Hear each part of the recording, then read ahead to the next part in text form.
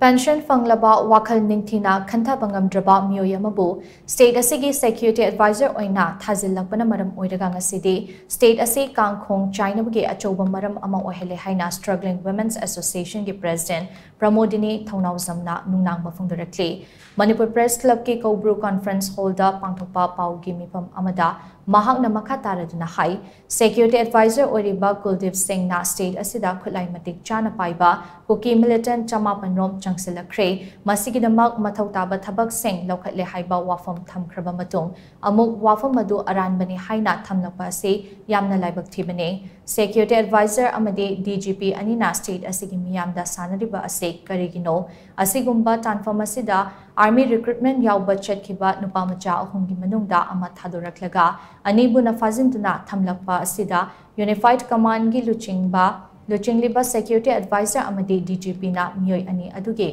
punsi kandana ba thabak amata paikhatana leiriba ase karigino oirakliba fibam masida Security Advisor amasong DGP na miyamda asengba ama athubada khanghangadabane Nakalamaromda NIA na maralgi matung inna hojik faduna jail da leiriba T mark haukip ase aikhoigi fazin kiba meeoi ani aduga khusin na se hairakpa ase terrorist amagi chap chaba thawung amane Maram aduna fakiba meeoi ani adu athubada thaduraknaba center amasong state lengak na hotnagadabani haina mahakna makhata ki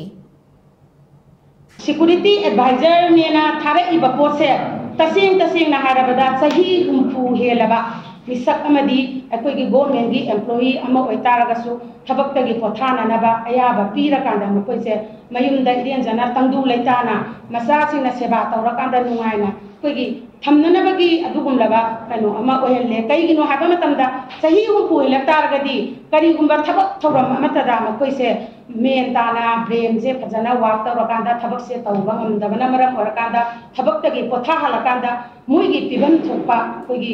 setin ni khangde adudagi moigi phangam thokpadu phangakanda yumda potharaga lehenba adugumlaba misak amana aikoigi Manipur asida Manipur state asida Security Advisor oina thajallakpana maram orakanda mana thawung thakda se makok yadaba dagi tawdaba kuba thangba ngamdraba chanaba dagi tawba yadraba wangangba dagi wakan Khanthaba Ngamdraba Security Advisor oina thajallakpana maram orakanda aikoigi Manipur se asidi tangdu leita daba adugumlaba achouba langkam ama oihalle habase aikoina haijari